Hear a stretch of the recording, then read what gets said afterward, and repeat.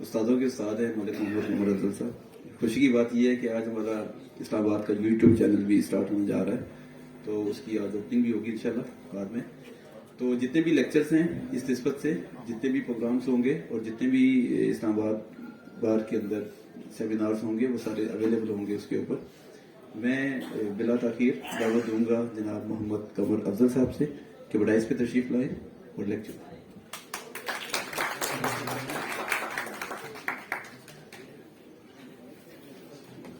بسم اللہ الرحمن الرحیم. السلام علیکم. پریزیڈنٹ صاحب نے اتنا مفصل میرا بھی تعارف کرایا اور موضوع کا بھی کرا دیا کہ لگتا ہے پوری جان نکال لی ہے انہوں نے. لیکن میں I am really very thankful to mister president and I am much obliged that he has given this opportunity. As far as I remember, this episode started 4 months back when I delivered lecture on General Clauses Act in Rawalpindi High Court Bar Association. And incidentally, that lecture was found to be so useful that the lawyers, میں صرف آپ سے اتنا کہہ سکتا ہوں, YouTube پہ دیکھیں تو آپ حیران ہوں گے کہ تمام پاکستان سے لائرز نے وہ جب لیکچر سنا تو انہوں نے پہلی دفعہ کہا کہ جنرل کلازز ایکٹ کا ہمیں پتہ چلا کہ جنرل کلازز ایکٹ بھی ایک سبجیکٹ ہے اور اس کی افادیت کتنی. اور پریزیڈنٹ صاحب ماشاءاللہ خود پڑھے لکھے ہیں, تو انہوں نے خود ہی یہ پک کی بات کہ اسلام آباد بار میں بھی ہمیں جنرل کلازز ایکٹ کے بارے میں کوئی انٹروڈکٹری لیکچر ہونا چاہیے. سو وی کوآرڈینیٹڈ, اور یہ تین مہینے پہلے سے یہ لیکچر جو ہے یہ کوآرڈینیٹ ہوا تھا. تو آج ہمارا انسیڈنٹلی ہو گیا کہ میں بھی سپریم کورٹ سے فارغ ہو کے آ گیا. تو آپ نے سارے قانون جو ہے وہ پڑھے ہیں. آپ civil procedure code, penal code, criminal code, evidence act, قانونی شہادت, یہ سارے قانون آپ روزانہ دیکھتے ہیں. لیکن آپ نے جنرل کلازز ایکٹ کی نہ کبھی کتاب لی ہوگی اور نہ ہی دیکھی ہوگی, کیونکہ جنرل کلازز ایکٹ جو ہے وہ آپ اس کو ٹیکن فار گرانٹیڈ لیتے ہیں کہ یہ چیزیں ہمیں پتہ ہیں, لہذا ہمیں کوئی کتاب خریدنے کی ضرورت نہیں. لیکن انٹرسٹنگلی آج میں آپ سے جو جنرل کلازز ایکٹ کے بارے میں ہسٹوریکلی شیئر کروں گا تو آپ حیران ہو جائیں گے کہ یہ جتنی کتابیں آپ پڑھتے ہیں, یہ جتنی بکس کا میں نے نام لیا ہے, ان سب کے سیکشنز میں, اسٹیچوٹس میں جنرل کلازز ایکٹ موجود ہے. اور اس جنرل کلازز ایکٹ کے بغیر یہ کسی قسم کا قانون نہ بن سکتا ہے اور نہ انڈرسٹینڈ کیا جا سکتا ہے. اب ہم کیونکہ وکیل ہیں اور ہمارا کام جو ہے وہ یہ ہے کہ کس طرح ہم بات کی, وہ کہتے ہیں بال کی کھال ہم نے اتارنی ہوتی ہے. مثال کے طور پہ ایک خاتون ٹریفک لائٹ کراس کرتی ہے, ریڈ ٹریفک لائٹ, پولیس والا روک لیتا ہے, اسے کہتا ہے کہ تم نے ٹریفک لائٹ توڑی ہے, تمہارا چلان ہوگا. وہ کہتی ہے جی میرا تو چلان ہو ہی نہیں سکتا. کہتا ہے نہیں, کہتی دکھاؤ قانون. وہ قانون کی کتاب نکالتا ہے, اسے پڑھ کے سناتا ہے. کتاب میں لکھا ہوتا ہے he who violates the red signal will be punished. Simple. He who violates the red signal will be penalized or punished. کہتی ہے تو دیکھو اس میں تو سامنے ہی لکھا ہوا ہے, میں تو شی ہوں. تو پھر اب اس کا مطلب یہ ہے کہ قانون جو تھا وہ صرف مردوں کے لیے تھا, عورتوں کے لیے نہیں تھا. اسی طرح آپ تمام اسٹیچوٹس میں دیکھیں ورڈ ہی استعمال ہوا ہوتا ہے, شی استعمال نہیں ہوتا. تو کیا پھر ہر عورت ہر قانون سے اوپر ہے, اس کے اوپر کسی قسم کے قانون کا اطلاق نہیں ہوتا؟ تو یہاں پھر اگر آپ وکیل ہیں تو پھر آپ کو کہاں اس بات کا جواب ملے گا؟ اب آپ پروسیکیوٹر ہو گئے ہیں یا آپ نے جج کے سامنے چلے گئے ہیں، اب عورت نے تو ایک بات کہہ دی کہ اس نے کہا جی دیکھیں اس میں ہی لکھا ہوا ہے، تو پھر آپ کہاں سے اس کو جج کو کہیں گے کہ ہاں یہ اس نے جرم کیا ہے؟ کوئی طریقہ ہوگا، قانون نے کوئی طریقہ تو نکالنا تھا نا اس میں. کوئی آپ کو میری بات کی سمجھ آ رہی ہے؟ تو پھر میں جج بیٹھا ہوں، میں کہتا ہوں کہ یار یہ تو بات صحیح کہہ رہی ہے، یہ تو کہہ رہی ہے کہ اس میں تو ہی لکھا ہوا ہے، اب یہ تو شی ہے، اب اس کو میں کیسے سزا دوں؟ تو اس چیز کو اب آپ نے کور کرنے کے لیے، اس عورت کو اس جرم کے اندر لانے کے لیے آپ کو جنرل کلازز ایکٹ میں لانا پڑتا ہے. جنرل کلازز ایکٹ میں لکھا ہوا ہے کہ جہاں ہی لکھا ہوا ہے اس کو شی بھی پڑھا جائے گا، جہاں ہی لکھا ہوا ہے اس کو شی بھی پڑھا جائے گا. اب یہ اتنا بڑا مسئلہ ہے، آپ کا صرف ایک لائن پڑھنے سے حل ہو جاتا ہے اگر آپ کو وہ لائن پتا ہو تو. اور عام آدمی اور وکیل میں فرق ہی اس لائن کا ہوتا. یہ ہے general clauses act. General clauses act آپ کے، اس کو کہتے ہیں امرت دھارا، یہ آپ کے ہر سوال کا جواب ہے. جو بات آپ کو سمجھ نہیں آتی، جو بات آپ سمجھتے ہیں کہ یہ بہت تفصیل میں چلی گئی ہے، اس کا ایبریویشن کیا ہے، جو جنرل نالج آپ سمجھتے ہیں کہ اس کا کوئی جواب نہیں ہے کسی بات، جس بات کا جواب نہ ہو اس بات کا جواب جنرل کلازز ایکٹ ہے. یہ بات آپ ذہن میں رکھیں. اب اس کی میں آپ کو تھوڑی سی ہسٹری بتاتا ہوں کہ جنرل کلازز ایکٹ کیا ہے، کہاں سے شروع ہوا اور کہاں پہنچا. 18 سب کانٹیننٹ میں، آپ کو پتا ہے سب کانٹیننٹ میں جب یہ لیجسلیشن آئی تو یہ ایز اے کمپنیز ایکٹ، برطانیہ سب کانٹیننٹ کو ایز اے کمپنی چلا رہا تھا ایسٹ انڈیا کمپنی ایکٹ کے تحت. یعنی کہ جس طرح کمپنیز نہیں ہوتی اس طرح برطانیہ سب کانٹیننٹ کو چلا رہا تھا. آہستہ آہستہ جب ان کا کنٹرول بڑھتا گیا تو انہوں نے سوچا کہ کسی طریقے سے یہاں کوئی قانون جو ہے وہ واضح کر دیا جائے تاکہ اگلے قانون بنائے جا سکے. تو 1850 میں ایک تھا جورسٹ برومین نام تھا اس کا، جورسٹ برومین تھا. اس 1850 میں اس نے کہا کہ میں ماسٹر آف لاز کی ایک کتاب لکھوں گا، ماسٹر آف لاز کے تمام قانونوں کا ایک منبع قانون میں لکھوں گا، اور وہ قانون جو ہے وہ سب کانٹیننٹ میں اپلائی ہوگا. تو اس نے جو پہلا ڈرافٹ دیا وہ 1850 میں جنرل کلازز ایکٹ کا دیا. پھر اس میں امپروومنٹ ہوئی، پھر دوبارہ امپروومنٹ ہوئی، اور جو جنرل کلازز ایکٹ آج ہمارے پاس ہے اس کا ایئر ہے 1867. 1867. اب آپ نے جو بات ذہن میں رکھنی ہے کہ آپ کا جتنا بھی لا ہے وہ سارا 1867 کے بعد کا بنا ہوا ہے. سی پی سی، کرمنل پروسیجر کوڈ، باقی کوڈز، یہ ساری 1899، 908 اس طرح کر کے 1867 سے بعد کے سارے لاز ہیں. جو ایویڈنس ایکٹ ہے وہ بھی بعد کا ہے. تو جنرل کلازز ایکٹ جو ہے یہ پیرنٹ لا ہے ان تمام قوانین کا. اب جنرل کلازز ایکٹ اتنا ایکسپینڈڈ تھا، اتنا بڑا تھا کہ اس کے ہر سیکشن پہ ایک لا بنانا پڑ رہا تھا، اور ہر سیکشن میں ایک لا بنایا گیا.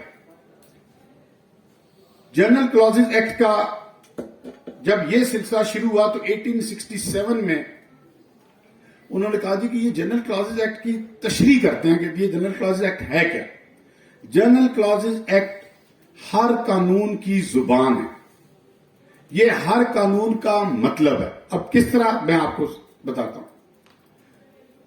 یہ پریزیڈنٹ صاحب ایک میں آپ کو فوڈ آف تھاٹ بھی دوں گا بڑا انٹرسٹنگ. وہ یہ کہ ہمارا کیونکہ اسلامک ایریا شروع ہوا ہے، دیکھیں ہم نے سود ختم کر دیا.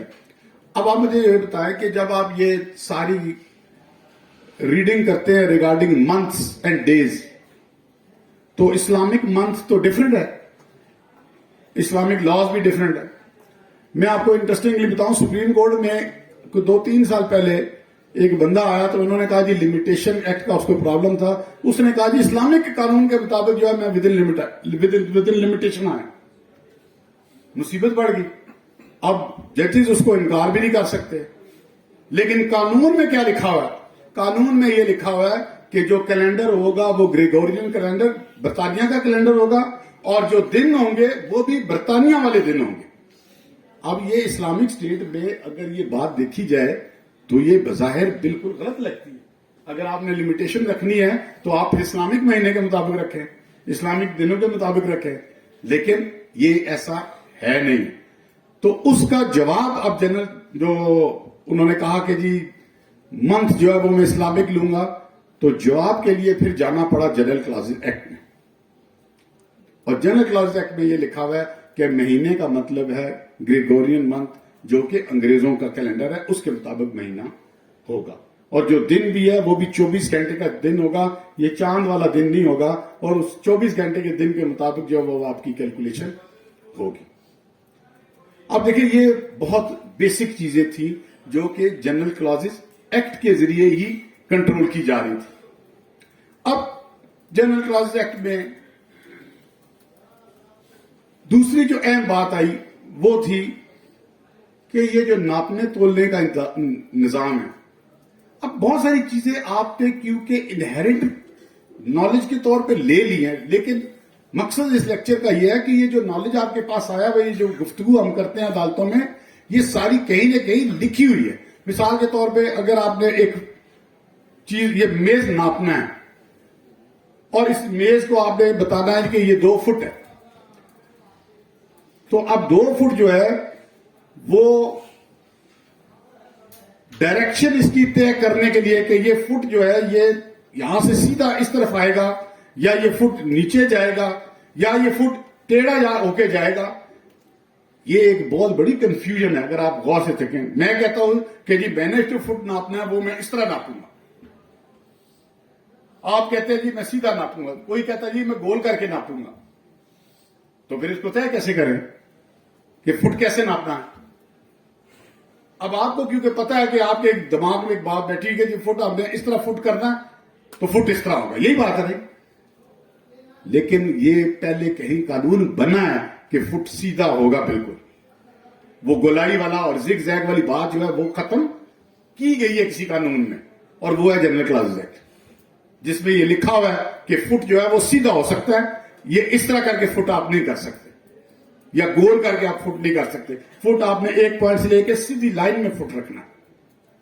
تو یہ میں جو بیسک آپ کو تھوڑا بہت آئیڈیا دے رہا ہوں فی الحال, وہ یہ میں آپ کو بتانے کی کوشش کر رہا ہوں کہ یہ کتنی بنیادی بات میں جنرل کلاسز ایکٹ جو ہے وہ شروع کرتا ہے. جو آپ جنرل کلاسز ایکٹ سے آگے جاتے ہیں تو یہ ساتھ ساتھ آپ کو یہ کمپلیکیشنز یا تھوڑی تھوڑی بڑی چیزیں آپ کو بتانی شروع کر دیتا ہے. مثال کے طور پہ کیلنڈر ایئر آپ روزانہ استعمال کرتے ہیں اصطلاح جی کہ کیلنڈر ایئر. اب کیلنڈر ایئر جو ہے وہ 30 مارچ سے لے کے 30 جون تک کیوں نہیں ہے, یا 2 فروری سے لے کے 2 فروری تک کیوں نہیں ہے. کیلنڈر ایئر 1 جنوری سے 31 دسمبر تک, یہ کہیں کوئی لکھا ہوا ہے؟ آپ کیوں کہتے ہیں کہ جی سال 12 مہینے, آپ کیوں کہتے ہیں جی کہ 1 جنوری سے لے کے 31 دسمبر تک 1 سال ہے؟ آخر کہیں سے کہیں آپ کا یہ نالج کہاں سے آیا ہوا ہے؟ آپ نے کبھی غور کیا کہ یہ آپ کو کس نے بتایا ہے کہ 12 مہینے یہی ہیں؟ میں کہتا ہوں جی کہ نہیں, میرے 12 مہینے مارچ سے شروع ہوتے ہیں, 1 مارچ سے, اور اگلے 28 فروری تک جو ہے نا یہ میرے 12 مہینے. ایک یہ کہتا ہے جی کہ نہیں نومبر سے میں شروع کروں گا, ایک کہتا ہے جی کہ نہیں میں مارچ سے شروع کروں گا. اس 12 مہینے کو جنوری سے 12 مہینے لانے کے لیے پیچھے قانون ہے ایک پڑا ہوا, اور وہ ہے جنرل کلاسز ایکٹ. وہ کہتا ہے نہیں 1 جنوری کو سال شروع ہوگا اور 31 کو ختم ہوگا. اگر جنرل کلاسز ایکٹ میں یہ نہ لکھا ہو تو پھر تو ہر بندہ جو اپنی مرضی سے سال کا تعین کر سکتا.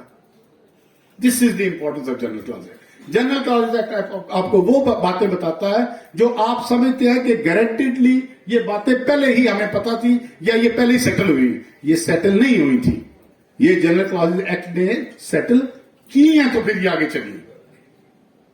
اب جنرل کلاسز ایکٹ کیونکہ ایک ایک لائن جو تھی وہ پوری رائٹس کے اوپر بنتی تھی، تو جنرل کلاسز ایکٹ کو توڑ کے تو پھر اس کی پروویژنز کو مختلف قانون میں نکالا گیا. مثال کے طور پہ سب سے بڑا قانون دنیا کا ایک ہے کہ کسی کو بھی آپ سزا نہیں دے سکتے بغیر اس کو سنے ہوئے. یہ بات صحیح ہے؟ کسی کو بھی آپ سزا نہیں دے سکتے بغیر اس کو سنے ہوئے. اس پرنسپل کو کہتے ہیں آڈی آلٹرم پارٹم. اب یہ جو پرنسپل ہے کسی کو آپ سزا نہیں دے سکتے بغیر سنے ہوئے، یہ پرنسپل آپ نے کہاں سے اخذ کیا ہوا ہے؟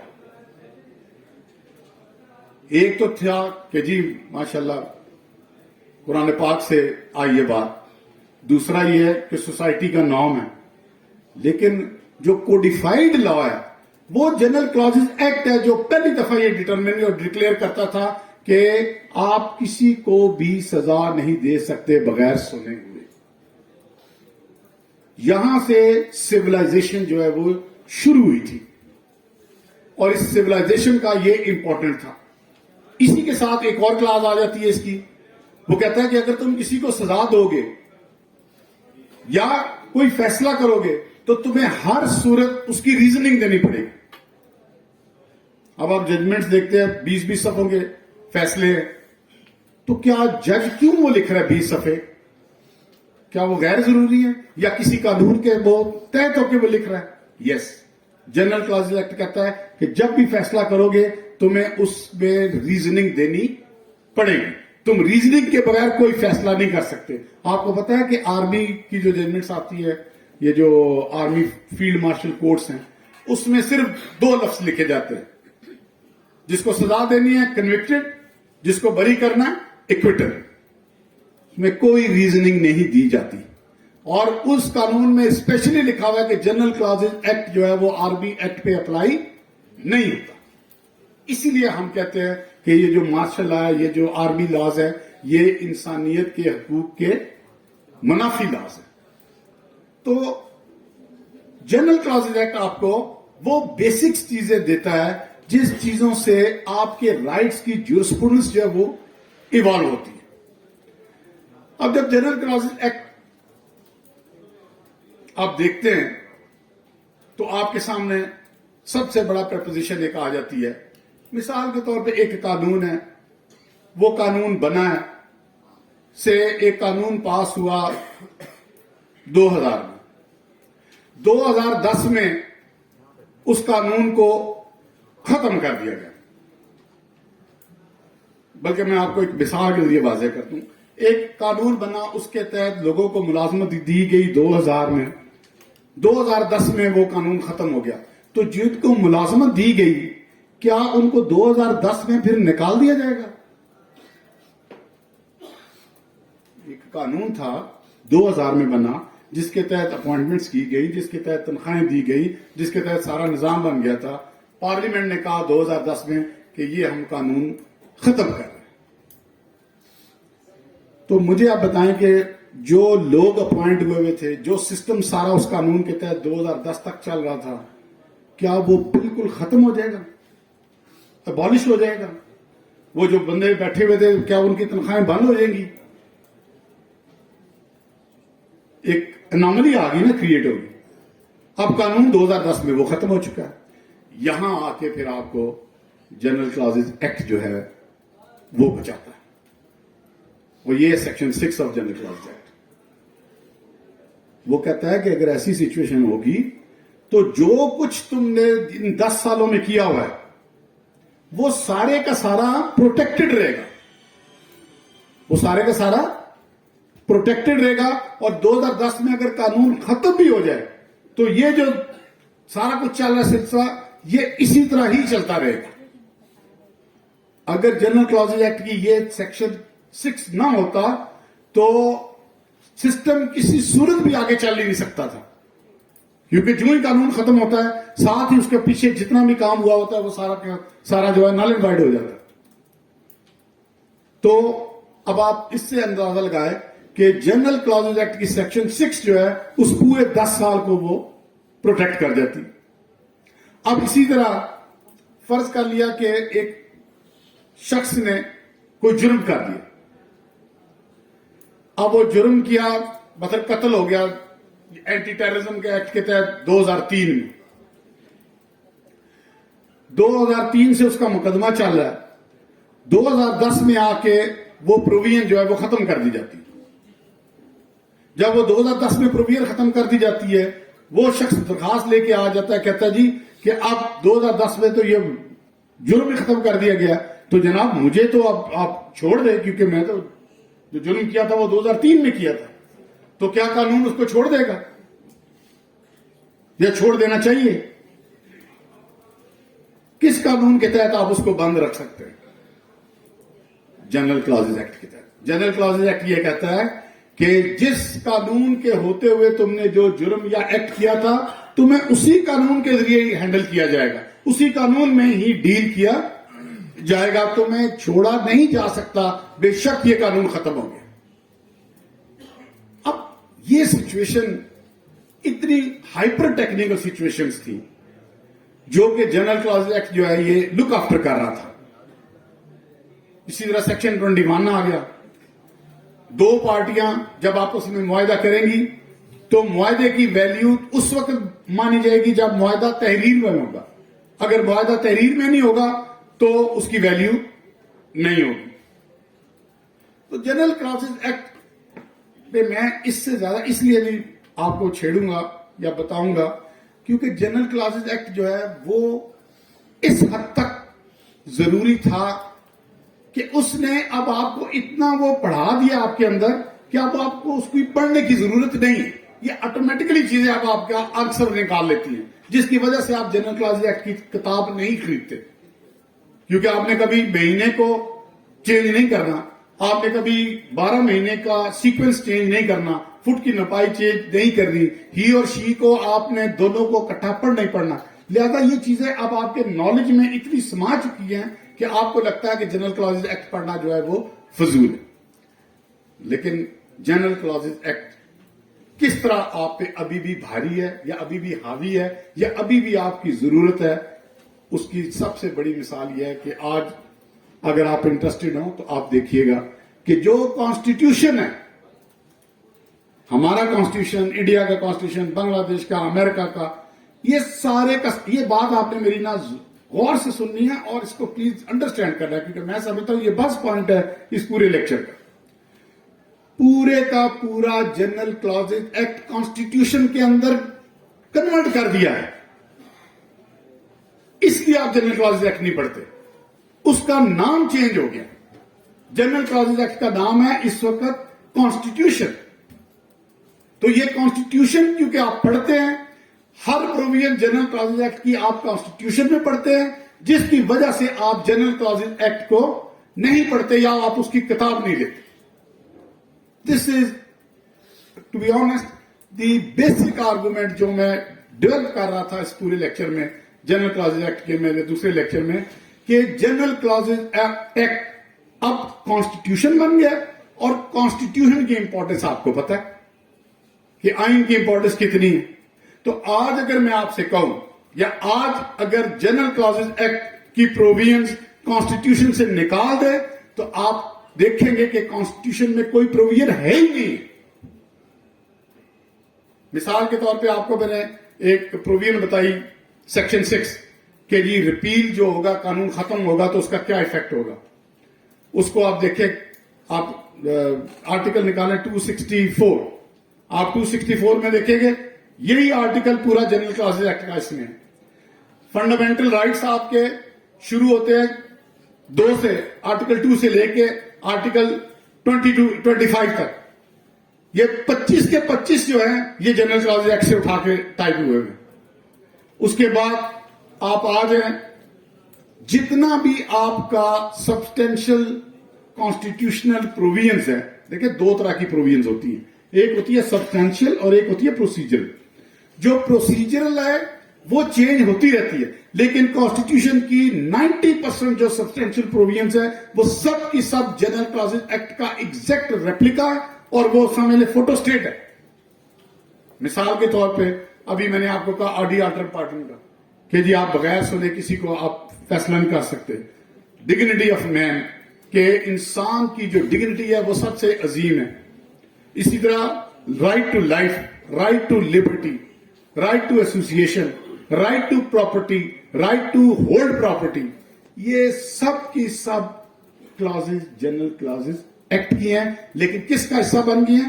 کانسٹیٹیوشن کا, جس کی وجہ سے کانسٹیٹیوشن پڑھی جاتی ہے لیکن جنرل کلازز ایکٹ جو ہے وہ نہیں پڑھا جاتا کیونکہ وہ پیچھے رہ گئے. ایک انٹرسٹنگ آپ کو میں آسپیکٹ دوں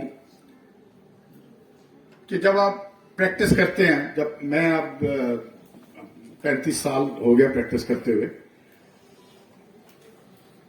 تو آپ جو نالج ڈرائیو کرنے کی کوشش کرتے ہیں, جورسپروڈنس جو ڈرائیو کرنے کی کوشش کرتے ہیں, جس کو آسان لفظ میں کہتے ہیں ریشنلٹی آف دی لا, جو آپ ڈرائیو کرنے کی کوشش کرتے ہیں, جب آپ آرگومنٹ بلڈ کرنے کی کوشش کرتے ہیں, جب آپ, کیونکہ آپ وکیل ہیں, آپ نے آرگومنٹ بلڈ کرنا, تو اس آرگومنٹ بلڈ کرنے کا جو آپ کے پاس میٹیریل ہے, وہ میٹیریل آپ کو جنرل کلازز ایکٹ کے ہی اندر سے ملے گا.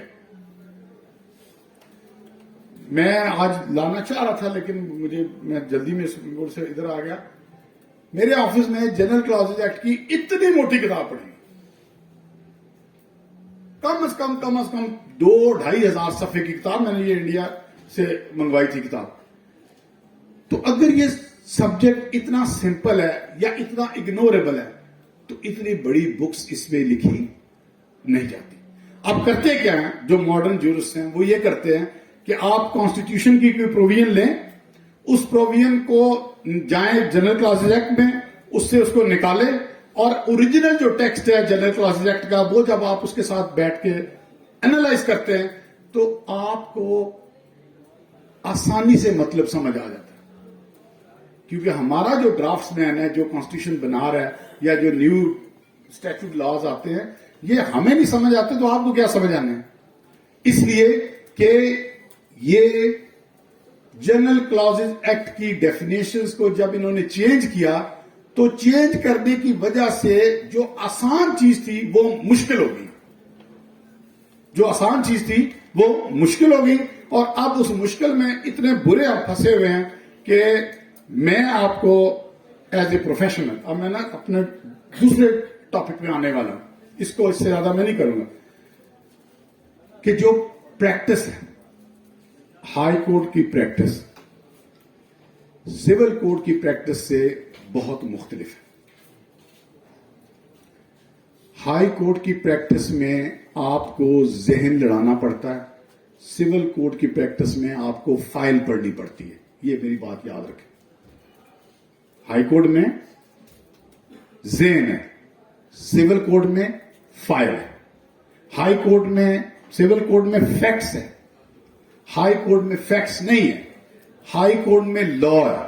لیکن لا کیا چیز ہے؟ اصل پرابلم یہ ہے, لا دو طرح کا لا ہے. ایک لا ہے سبسٹیٹیو, ایک لا ہے جو کہ کوڈیفائڈ لا لکھا ہوا ہے, لیکن ایک لا ہے جس کو آپ کہتے ہیں سبسٹینشیل جسٹس. میرے حساب میں اس وقت جس طرح کے ماڈرن ساری کورٹس چل رہی ہیں, دنیا کی کسی بڑی عدالت میں, ہائی کورٹ یا سپریم کورٹ میں کتاب کا استعمال ختم ہو گیا. کہیں بھی ہم نے نہیں دیکھا, انگلینڈ دیکھا, امریکہ دیکھا, کوئی کتاب کسی وکیل کے پاس نہیں ہوتی. کتاب صرف سول کورٹ کی حد تک ہوتی ہے یا ڈسٹرکٹ کورٹ کے اوپر. کیا ہے اوپر؟ آپ کا پہلا جو آرگومنٹ ہوتا ہے وہ یہ ہوتا ہے کہ مجھے بتائیں کہ سبسٹینشیل جسٹس کیا چیز ہے. کیوں؟ کیونکہ عدالت کورٹ آف لا اور کورٹ آف ایکوٹی ہے. کورٹ آف لا اب پیچھے چلی گئی ہے, اب کسی کو بھی کورٹ آف لا میں دلچسپی نہیں ہے. سپریم کورٹ تک بالکل کلیئر ہے. اب جو لیٹسٹ سپریم کورٹ کی پریکٹس ہے آپ دیکھیں, کیا آپ کو کتاب کو نظر آتی ہے؟ بالکل نہیں. میں خود پچھلے 10 سال سے اتنا ریگولر ہوں, کتاب کھول ہی نہیں دیتے. وہ کہتے ہیں بات چھوڑو, کتاب کو کھول لیں. آپ بتاؤ سبسٹینشیل جسٹس کیا ہے؟ سبسٹینشیل جسٹس وزڈم کی بات کرو, لاجک کی بات کرو, ریشنلٹی کی بات کرو. لیکن یہ جو کتاب میں لکھا ہوا ہے پڑھنے کی، اس پہ ہم تمہیں انحصار نہیں کرنے دیں گے. لہذا آپ کو ہائی کورٹ کی پریکٹس کے لیے سب سے جو ضروری چیز ہے وہ یہ ہے کہ آپ نے اپنے آپ کو کس طرح ٹرین کرنا ہے کہ آپ اس اینگل سے سوچنا شروع کر دیں کہ ہم کتاب سے نکل کے دماغ کے زور پہ کیس کریں. تو اس کا طریقہ کیا ہے؟ میرے کیونکہ 2 بیٹے بھی وکیل ہیں، میں ان کو بھی یہی طریقہ بتاتا ہوں. اس کا طریقہ ایک ہی ہے جو کہ آپ کے وکالت کا بیسک آپ کی ذمہ داری ہے. وہ طریقہ یہ ہے کہ اگر آپ P L D, C L C, Supreme Court monthly review, یہ جو اتنی کتاب چھپتی ہے ہر مہینے، اگر آپ اس کا 10% بھی پڑھ لینا دفتر کے اندر، عدالت میں نہیں، دفتر کے اندر آپ 10% بھی پڑھ لیں تو بلیو یو می کہ آپ ہائی کورٹ میں کمفرٹیبلی پریکٹس کر سکتے ہیں. لیکن اگر آپ پڑھیں گے نہیں تو آپ چھوٹی ABC کا بھی جواب نہیں دے سکیں گے. سو الٹیمیٹلی بات پڑھنے کی ہے. آپ کے پروفیشن کو اگر کوئی چیز پروٹیکٹ کر سکتی ہے یا بچا سکتی ہے یا آپ کو ہائی کورٹ کا وکیل بنا سکتی ہے تو یہ مت بھولے کہ سوائے جرنل پڑھنے کے اور کوئی طریقہ نہیں. اب جرنل میں کیا چیز آتی ہے؟ جرنل میں چیز یہ آتی ہے کہ جب آپ جرنل پڑھتے ہیں تو آپ ملٹی ڈائمینشنل اور ڈائریکشنل آرگومنٹس آپ کے سامنے آتے ہیں. آپ کے ذہن میں ایک آرگومنٹ ہے، آپ 2 ججمنٹ پڑھیں، آپ کو 20 آرگومنٹ نظر آنے شروع ہو جاتے ہیں. جب آپ کو 20 آرگومنٹ نظر آتے ہیں، ساتھ کاؤنٹر آرگومنٹ شروع ہو جاتا ہے نظر آنا. جب یہی چیزیں آپ ذہن میں رکھ کے فوکس ہو کے صبح ہائی کورٹ جاتے ہیں تو اب آپ نے وہ سارا میٹیریل اپنے ذہن میں رکھا ہو، تو جو آپ کی گفتگو ہوگی وہ ان سارے پوائنٹس کا مجموعہ ہوگی اور جج کو فوراً پتا چل جائے گا کہ یہ بات کو سمجھ رہا ہے. یاد رکھیں کہ ہائی کورٹ کی پریکٹس میں بات کو سمجھنا اور سمجھانا is the main thing.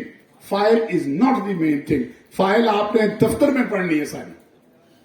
High court کے میں جا کے جو وکیل فائل کھولتا ہے یا وہاں سے وہ صفحہ گردانی کرنا شروع کر دیتا ہے یا لائنیں پڑھنا شروع کرتا ہے، ہائی کورٹ سے وہ ریلیف نہیں لے سکتا. ہائی کورٹ میں ریلیف لینے کا ایک طریقہ، نمبر 1، جاتے ساتھ جج کے ساتھ آئی کانٹیکٹ. آپ جو ہی فائل لے کے کھڑے ہو نا، سیدھے جج کی آنکھ میں آنکھ. جب آپ آنکھ میں آنکھ ڈال کے بات کریں گے تو وہ سمجھ جائے گا کہ اس کے دماغ میں چیز موجود ہے اور یہ کلیئر ہیڈڈ ہے.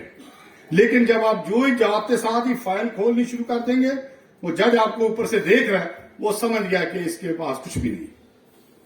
ساری گیم کانفیڈنس سے کھڑے ہونے کی ہے. پہلی چیز ہے باڈی لینگویج.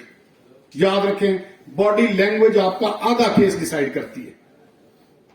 جب تک آپ کی باڈی لینگویج ٹھیک نہیں ہوگی، جتنا مرضی آپ کا کیس ٹھیک ہو، آپ کو ریلیف ملنے کے چانس 0.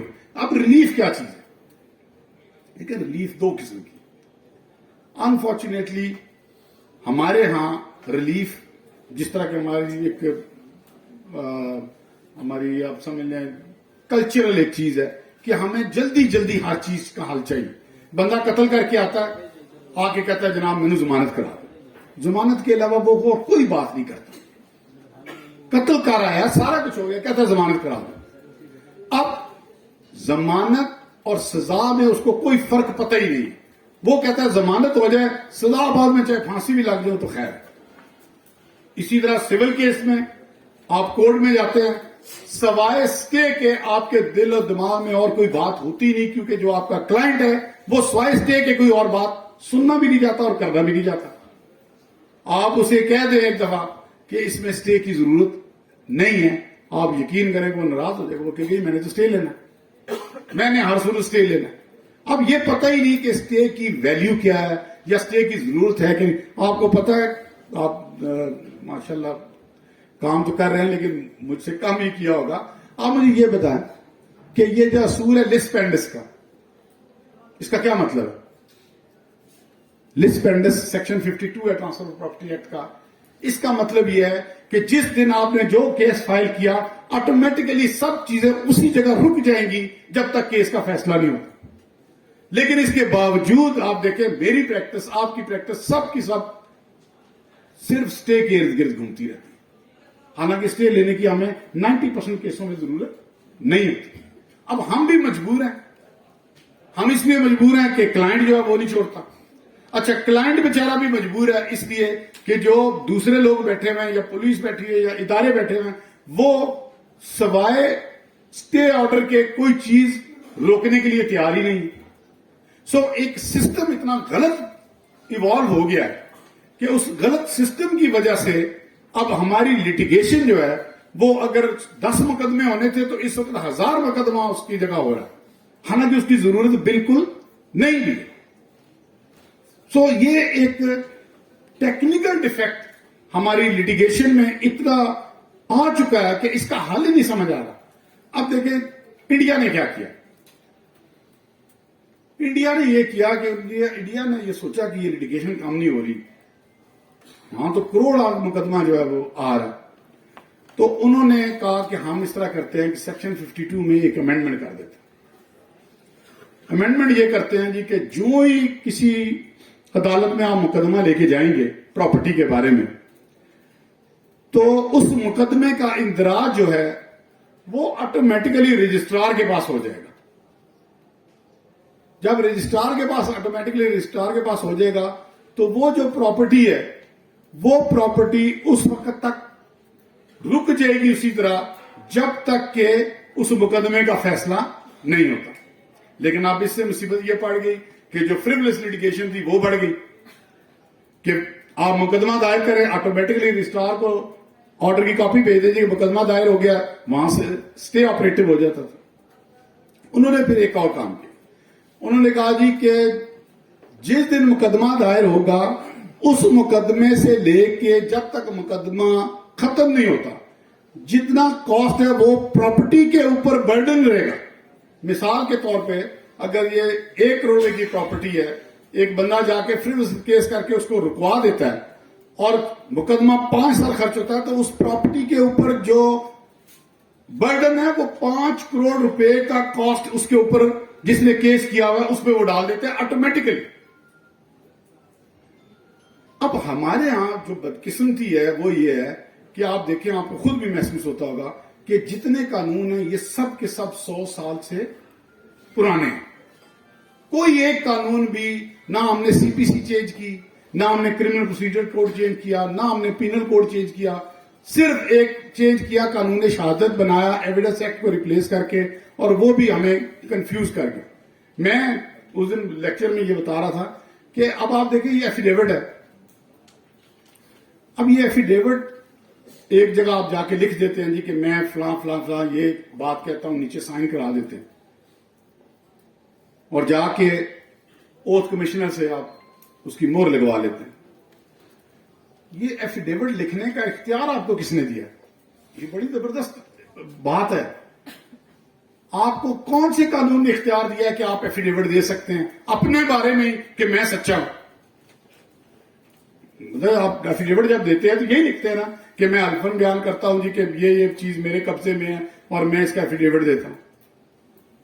ये एफिडेविट आप जाके देखिएगा, ये एफिडेविट आप इसलिए देते हैं कि जनरल क्लॉजेज एक्ट आपको इख्तियार देता है कि आप एफिडेविट दे सकते हैं। अगर जनरल क्लॉजेज एक्ट ना हो तो आप जितना मर्जी ये लिखता है, कोई कानून आपका ये एफिडेविट मानेगा ही नहीं। इसी तरह आप ओथ लेते हैं।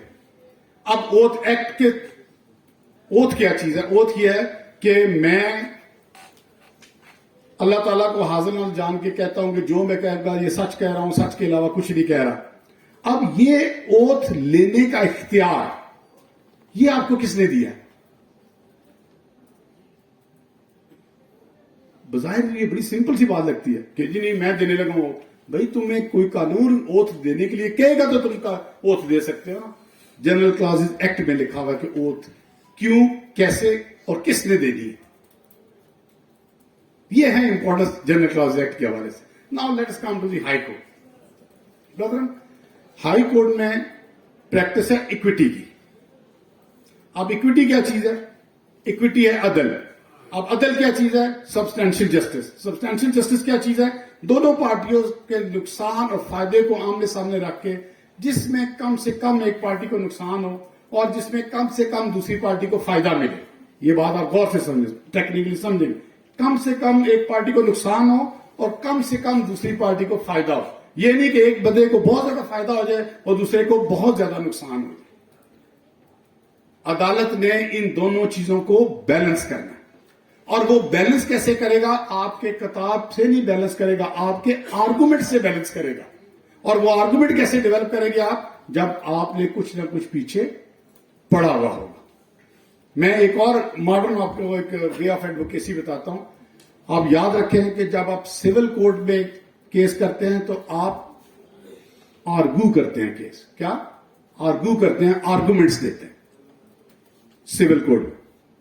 ہائی کورٹ میں جب آپ کرتے ہیں تو آپ سبمیشنز کرتے ہیں. دیکھیں یہ چھوٹے چھوٹے ورڈز کا بہت میننگ فل مطلب ہے.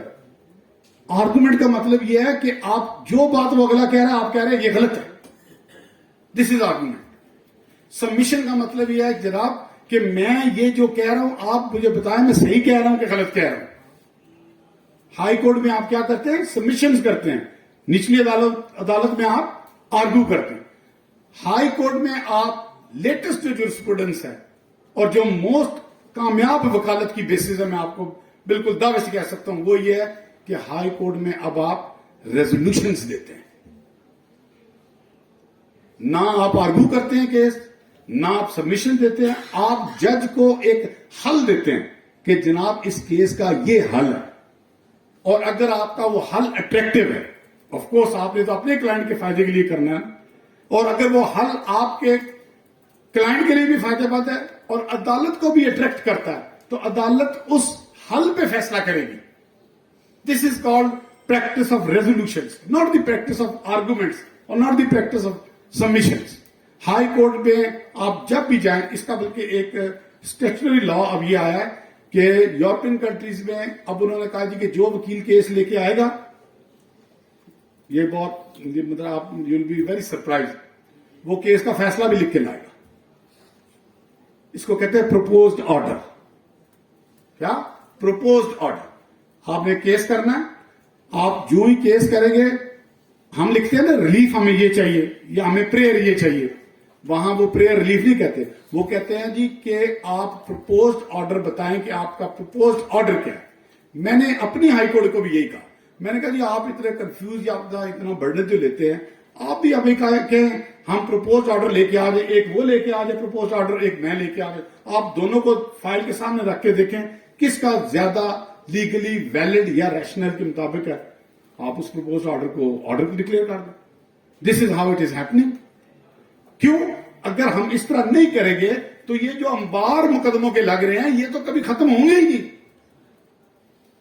ابھی پریزیڈنٹ صاحب ابھی ہم ہائی کورٹ میں یہ بات کر رہے تھے کہ جتنے کیس سپریم کورٹ میں لگتے ہیں وہ سب انفریکشنز ہو چکے ہیں. بھئی کیوں انفریکشنز ہو چکے ہیں؟ 2014 15 2003 4 یہ سارے مقدمے, لوگ مر گئے, لوگوں کے معاملات آپس میں سیٹل ہو گئے, کیسز اب لگ رہے ہیں, بندہ پھانسی لگ گیا, کیس اب لگ رہا ہے. تو ان کا حل جو جس طرح باقی دنیا نے نکالا ہے اسی طرح کا حل ہمیں بھی نکالنا چاہیے, اور وہ حل نکل سکتا ہے اگر آپ نئے لاز کو ساتھ ساتھ بنائیں.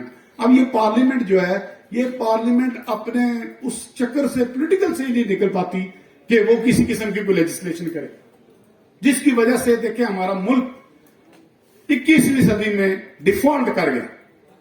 یعنی کہ ناسمجھی بے وقوفی کی انتہا ہماری یہ پہنچ گئی کہ ہم ڈیفالٹ کر گئے. کس وجہ سے؟ اس وجہ سے نہ ہمارے پاس قانون ہے, نہ ماڈرن قانون ہے جو اپلائی کریں اور ہم اپنی سوسائٹی کو بچا سکیں.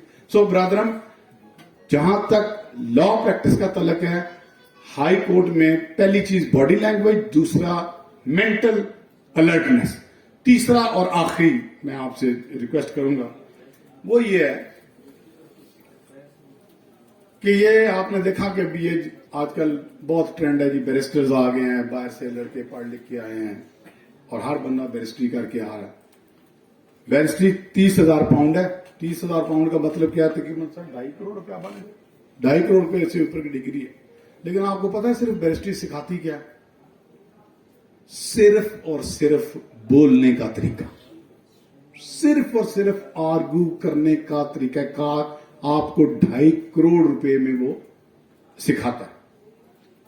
یہ اتنا مشکل نہیں ہے. ہم نے اس کو مشکل بنا دیا. اس کا طریقہ کار بہت آسان ہے, اور وہ طریقہ کار یہ ہے کہ اگر آپ جرنل پڑھیں اور آپ جرنل اونچی آواز میں دفتر میں پڑھیں, کیونکہ آپ ینگسٹرز ہیں نا, آپ تو کر سکتے ہیں, ہم تو کر رہے ہیں. یہ آپ جب بھی جرنل پڑھیں اونچی آواز میں پڑھیں تو دو چیزیں آپ کی کلیئر ہو جائیں گی. ایک آپ کا ایکسپریشن کلیئر ہو جائے گا, دوسرا پروناؤنسیشن کلیئر ہو جائے گا, تیسری آپ کی آواز جو ہے وہ کلیئر ہو جائے گی. لیکن جج بھی انسان ہے, جج کو آپ فرشتہ نہ سمجھے, اس کو بھی اسی کی بات اچھی لگتی ہے جو اس کو سمجھ آ رہی ہے. تو جب تک جج کو آپ کی بات سمجھ نہیں آئے گی وہ کبھی بھی آپ کی طرف اٹریکٹ نہیں ہوگا. سو ہائی کورٹ میں ایک بات ذہن میں رکھیں کہ آپ نے جو ہی بولنا ہے, آپ کو نہیں بلکہ پیچھے بھی بات جو ہے وہ کلیئر ہو جائے. ہم آپس میں یہ ویسے مذاق کرتے تھے, پریزیڈنٹ صاحب نے ہمیں دیکھا ہوا ہے, ہم شرطیہ کہہ کے جاتے تھے جی کہ میں کیس شروع کروں گا, پیچھے جو 20 بندے بیٹھے ہوئے ہیں وہ 20 کے 20 بندے جو ہیں وہ اتنی ہی انعامات سے کیس سنیں گے جتنا جج سن رہا ہے. یہ نہیں ہو سکتا کہ پیچھے والا بندہ جو ہے وہ آپس میں گفتگو کرے. یہ ہے لائر کا کمال کہ لائر جب بولے تو عدالت اور پیچھے جتنی گیلری ہے وہ ساری کی ساری لائر کو سنے اور سمجھے, اور جب باہر نکلے تو وہ کوئی نہ کوئی آپ کو بندہ, اس کو کہتے ہیں کارڈ پریکٹس. کارڈ پریکٹس کیا ہے کہ جب آپ نے کیس کیا, اب باہر نکلے تو بندہ آپ کے پیچھے آئے اور آپ کو کہے کہ سر مجھے آپ اپنا کارڈ دیں. جس دن بندہ آپ سے کارڈ مانگے گا کورٹ سے نکلتے ہوئے ہائی کورٹ میں کیس کرنے کے بعد, اس دن آپ سمجھ جائیں کہ میں وکالت کر رہا ہوں. اور اگر کارڈ نہیں مانگتا تو سمجھ آئیں کہ میں نے کیس تو کرنے کر رہا تھا, یہ جو 25 بندے بیٹھے ہوئے ہیں ان میں سے بھی میں کسی کو امپریس نہیں کر سکا. یہ ہے ٹیسٹ آف ایڈوکیسی. اور جس نے یہ ساری چیزیں لگتی میٹیریلسٹک ہیں, لیکن this is called professionalism. This is professionalism کہ آپ کو پتا ہونا چاہیے کہ میرے آگے پیچھے ہر چیز کا, کیونکہ بات ہائی کورٹ میں کیس میں ارجنٹ کیس ہے جس میں آپ نے رات کو فیس لی ہوئی ہے, کیس جج نے صبح سننا ہے 2 منٹ کے لیے. اب 2 منٹ میں آپ نے ساری گیم جو ہے وہ پوری کور کرنی ہے, تو اس کا طریقہ کار کیا. لاسٹ چیز کروں گا پھر میں, سوری لاسٹ بات. آج کل ایک ٹرینڈ ہے کہ لوگ جب کیس لکھتے ہیں ہائی کورٹ میں تو یہ جو کمپیوٹر والے بیٹھے ہوئے ہیں یہ ان سے جا کے کہتے ہیں میں نے اپیل لکھوانی ہے, میں نے بیل اپلیکیشن لکھوانی ہے, میں نے ریٹ لکھوانی ہے. تو موسٹلی یہ کمپیوٹر کی سائیکلوسٹائلڈ قسم کی ریٹیں اور سائیکلوسٹائلڈ قسم کی اپیلز اور یہ سارا آ جاتا ہے. ہمارے کیسز کے خراب ہونے کی یہ ایک بنیادی وجہ ہے. جب تک آپ کیس کو اپنے ہاتھ سے لکھ کے ٹائپ نہیں کرائیں گے, بلیو یو می, آپ کیس سمجھ نہیں سکتے. جو لوگ جا کے کمپیوٹر پہ سامنے کے بیٹھ کے تو کمپیوٹر سے کروا کے لاتے ہیں ان کو کبھی بھی کیس سمجھ نہیں آ سکتا. ایک تو یہ بات. دوسری بات, اپیل جو ہے 2 صفحوں سے زیادہ تو آپ میں سے کسی نے لکھی ہے 2 صفحوں سے زیادہ اپیل؟ 2 صفحوں کی اپیل لکھتے ہیں. 5 گراؤنڈ ہے, یہ حالات و واقعات کے خلاف ہے, قانون مرجع قانون کے خلاف ہے, اس کوئی سبسٹینس نہیں. Please try to understand. Law of pleadings آپ کی روٹ ہے آپ کے پروفیشن میں. آپ لے مین نہیں ہیں. آپ کو کوئی بھی پلیڈنگز جو ہے وہ وداؤٹ فل کنسنٹریشن کے نہیں ڈالنی چاہیے عدالت پہ. اب ایک نیا ٹرینڈ آ گیا, میں آپ کو عدالتوں کے بارے میں بتانے لگا ہوں. جج بالکل نہیں سنتے. بلیو یو می کہ ججوں نے اب سننا چھوڑ دیا. ہمارے دوست ہیں سارے, وہ کہتے ہیں ایسے آ کے شروع ہو جاتے ہیں. جج پڑھ کے آتے ہیں, اور جب وہ جج پڑھ کے آتا ہے, اگر آپ نے پلیڈنگز ٹھیک کی ہو, پلیڈنگ میں ساری بات کور کی ہو, آپ کو 1 سیکنڈ بھی صبح کھڑا ہونا پڑے گا. میں اپنی آپ کو مثال دیتا ہوں, میری ایسوسیٹس کتنے سارے بیٹھے ہوئے ہیں, یہ میں چیلنج کرتا ہوں کہ میں ارجنٹ کیس میں کھڑا ہوتا ہوں, میں 2 منٹ سے زیادہ کبھی میں نے ارجنٹ کیس میں نہیں کیا. اس لیے کہ میں اس کو رات کو لکھ کے میٹیریل اتنا دے دیتا ہوں کہ وہ صبح آٹومیٹکلی آرڈر کر دیتا ہے. یہ علیحدہ بات ہے کہ پھر رات کو اگر وہ پڑھے اور کہے کہ نہیں یہ لیگلی غلط بات کہہ رہا ہے, تو اور بات ہے، ورنہ صبح آتے ساتھ بغیر آرگومنٹ کے سٹے بھی ہو جاتا ہے. سو پلیز برادران، کیس جب بھی فائل کریں، فائل پڑھ کے لکھ کے ٹائپ کروائیں اور بس تفصیل سے لکھیں. تفصیل سے لکھنے میں مصیبت یہ ہے کہ ہم لوگ محنت سے تو گھبراتے ہیں. جب آپ تفصیل سے لکھیں گے تو جج کو یہ سہولت رہے گی کہ آپ کی وہ گفتگو نہیں سمجھ سکتا. صبح سویرے اس کے اوپر اتنا کام کا برڈن ہوتا ہے کہ وہ ڈائلاگ بازی میں انگیج نہیں ہو سکتا. وہ صرف اور صرف آپ کے لکھے ہوئے کو انڈرسٹینڈ کرتا ہے اور لکھے ہوئے پہ وہ فیصلہ آسانی سے کر سکتا ہے. آپ کو پتا ہے کہ موسٹلی جج رات کو ارجنٹ کے جو کیسز ہوتے ہیں ان کے اوپر یہ لکھ کے لاتے ہیں، ڈسمسڈ، ایکسپٹڈ، اسٹے ناٹ. یہ ہمارے ساتھ صرف یہ ویسے کر رہے ہوتے ہیں، اچھا یہ کیا انہوں نے فائل پہ لکھا ہوتا ہے. ہم نے ہر جج کا دیکھا کہ وہ رات کو لکھ کے لے آتا ہے کہ یہ میں نے الاؤ کر دیں کہ نہیں کرنا.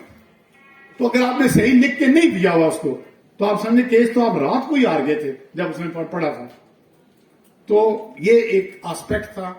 یہ اس لیکچر کا مقصد بھی یہی تھا کہ آپ کو تھوڑا بہت پروفیشنلزم کی طرف زیادہ توجہ دینے کی جو ضرورت ہے اس کا. پریزیڈنٹ صاحب، I am very grateful to ہم. میں نے آخری لیکچر 2016 کے 17 میں کیا تھا. 6-7 سال کے بعد یہ موقع ملا. I am so grateful. اگر کوئی سوال ہو، ویسے سوال ہونا نہیں چاہیے، اس لیے کہ میں کوئی سوالوں کے جوابوں کے لیے نہیں آیا. میں تو آپ کو ایک نالج کا شیئر کرنے کے لیے، ایکسپیرینس شیئر کرنے کے لیے آیا. لیکن اس کے باوجود اگر آپ سمجھتے ہیں کہ کوئی سوال ہے تو I am ready to answer. لیکن میری آپ سے ریکویسٹ یہ ہے کہ please try to understand there is a difference between profession and practice. Profession اور چیز ہے، پریکٹس اور چیز ہے. سو پروفیشنل ہم سب ہیں، لیکن پریکٹس جو ہے وہ کسی کسی کی چلتی ہے. وہ اس لیے کہ وہ جو پریکٹس ہے وہ پریکٹیکل آسپیکٹ ہے. تو جو پریکٹیکل آسپیکٹ ہے چلتا وہی ہے.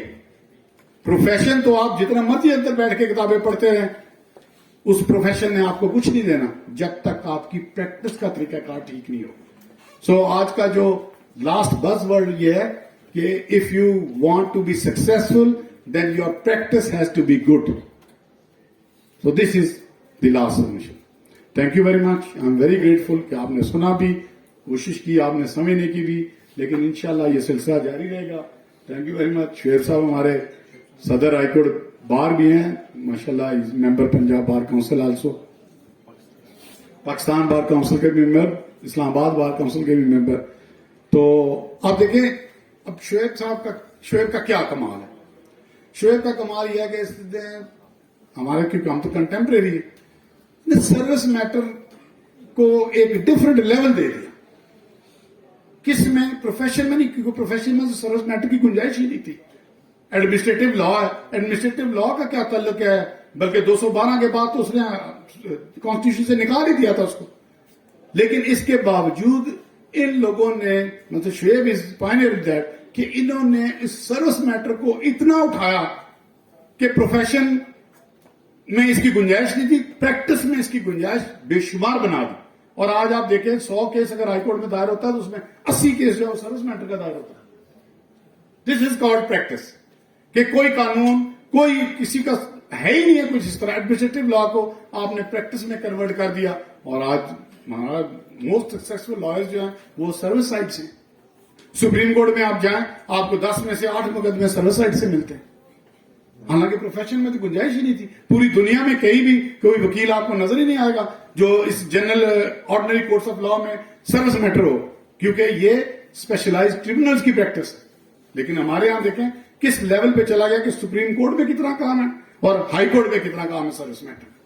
سو میری آپ سے یہ ریکویسٹ ہے کہ please concentrate on practice, how to progress the practice, how to develop the practice. Profession آپ کا دفتر کے اندر ہے. Thank you very much.